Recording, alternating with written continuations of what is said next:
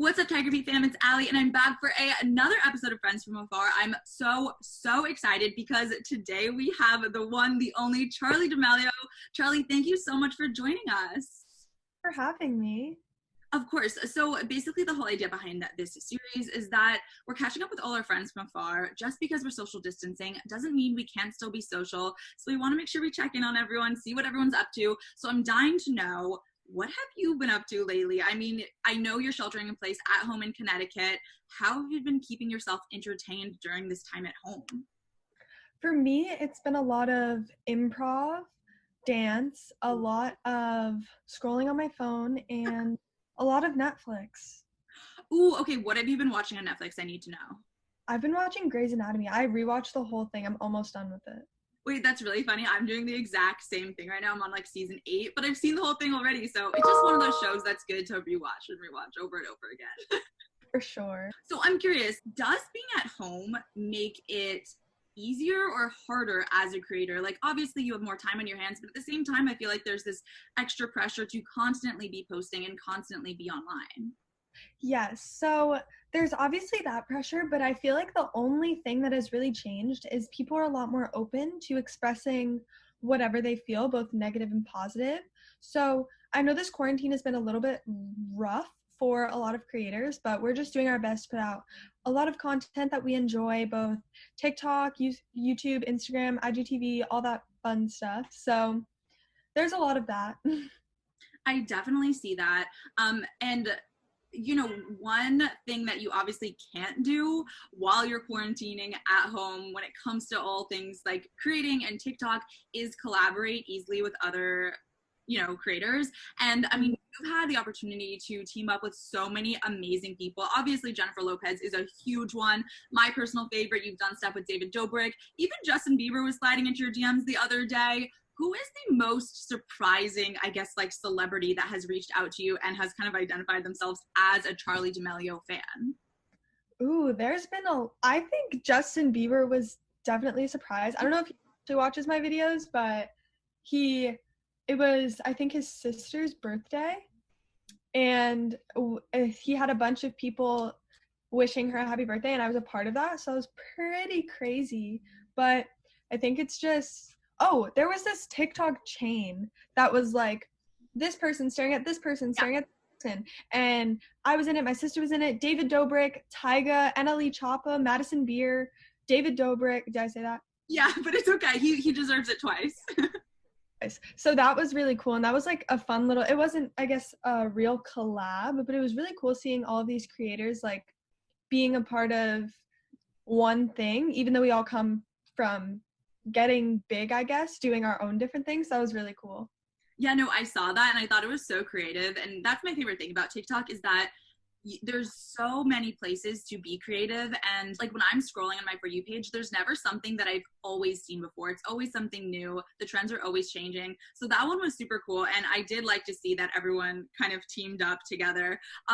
You know, I think one of the funniest things about like your account in particular is that your bio says, "Don't worry, I don't get the hype either," which is insane because I think you're the only person who doesn't get the hype behind Charli D'Amelio. The rest of us totally see it. We see that you have something special and you're unique.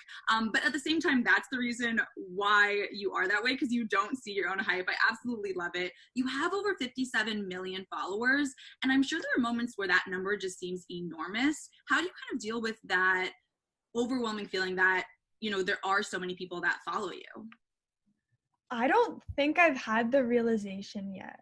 It's like, I've almost been on TikTok for a year, but it just doesn't feel real because I feel like I'm like the same person that I was before, so it doesn't feel like there's been this super big change, even though there obviously like has been. Mm-hmm. But it's just crazy. I don't think I've been able to comprehend it yet, but when I do, that I'm scared. Okay, let me know then. So you say you've been on TikTok for almost a year now. Obviously, it's been a crazy whirlwind of a year. What have you learned over the course of these past 12 months since joining the app? I have learned so much from every person I've met. Each person that I meet, there's been something special. Like my friend Maddie Monroe, she's taught me how to just be so confident in myself that your confidence helps other people make other people feel better. Madison Beer, she teaches me how to believe in myself no matter what I'm doing. James Charles, he teaches me how to just be the best version of myself I can be. Like, each person I've met just gives me something different, and I just think that's so crazy and something I never really thought would happen. But after meeting these people that I've been watching my whole life, it's really cool to see how they are. Yeah, I love all three of them. And, you know, you've had the opportunity to, through TikTok, meet so many people, which is really exciting. I think it really brings so many people together.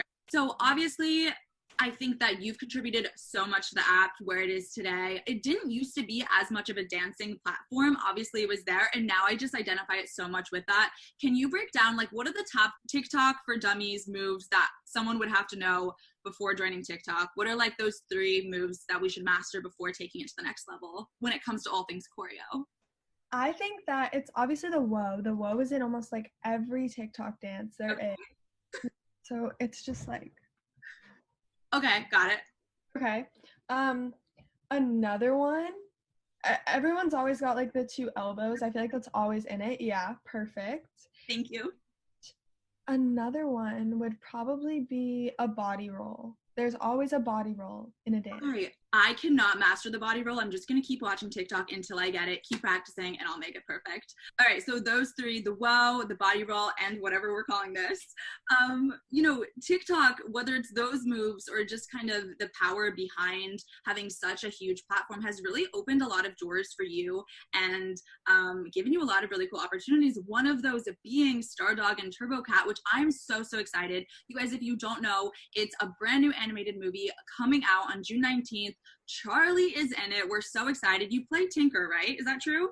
Yeah. Like, growing up, was, you know, pursuing acting or voice acting something that was always a goal of yours? Was this a dream job for you, or did it kind of just fall into place? So I had always never thought outside of the box past being on a dance team and trying to dance professionally.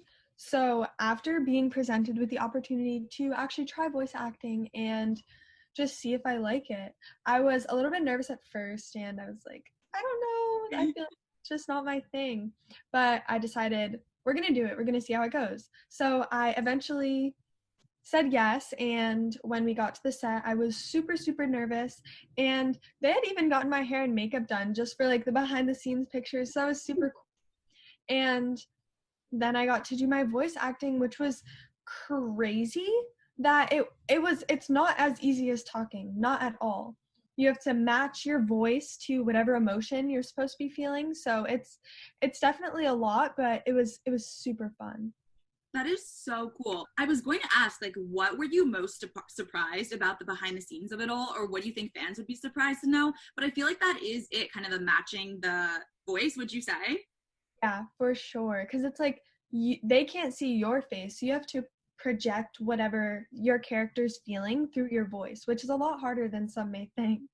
No, I believe you. Trust me. So the movie is all about kind of discovering your inner superpower. I'm super curious. I think that's such a fun theme. If you could have any superpower in the world, what would you pick? I think mine would either be time travel or teleportation, because although I do take a lot of planes to get from place to place, teleportation would be a lot easier. No, it would be so easy. Where's the first place you would teleport to? The Bahamas, for sure. Ooh, you were just there, like, right before all of this madness broke out in the world, right? Yes. Ooh, okay. So we've talked about TikTok, and we've talked about the movie, which I'm so excited about. What's next for you? You know, in the last year, you've taken the world by storm. I know that you and Dixie have a podcast coming out super soon, or hopefully soon. We'll keep our fingers crossed. Do you have any other big goals that you're hoping to achieve in, say, the next year? So I'd say for me, it's more continuing to do the stuff that I find fun, hopefully more voice acting. I'd love to get into a little bit more of actual dance performances instead of just TikTok dancing, because that's something that I've definitely been super passionate about.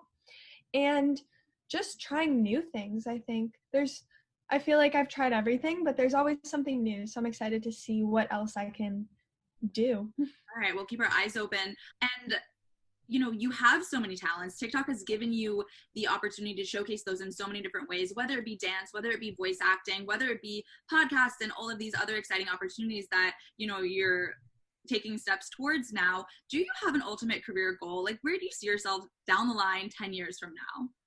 So 10 years from now, I hope to just be having fun. I hope that I will be able to create a path to just continue doing what I enjoy and hopefully set myself up to where I can do in 10 years, whether it's dancing or voice acting or acting in films, who knows, but just as long as I'm having fun, I just really hope that I'm having lots of fun. I love that. Obviously, you have, like I said, an enormous following of tens of millions of people. If you could tell them one thing, what would that be? Um, I would say just be kind. Be kind to everyone. So important, and chase after whatever you want to do. Don't let anyone get in the way of anything. I love that message. I think it's so perfect and really fitting for this because, like we said, a year ago from now, things were so, so different in your life. And, you know, you never really know when something's going to happen, when anything is going to take off. So I think you're a great example of that. Be kind, work hard, reach for the stars, and hopefully, you know, your dreams will come true. I think that's a great way to kind of end it here. Tiger Beat fam, make sure you guys go check out Stardog and Turbo Cat. Comes out on June 19th. You could hear a familiar voice in it. Charli is in the movie. She plays Tinker. Charli, thank you so much for hanging out with us today. And enjoy the rest of your time at home. Relax, watch Grey's Anatomy, film some fun TikToks, and we'll be sure to check them out. Thank you so much. All right, bye. Have a good day. Bye, you too.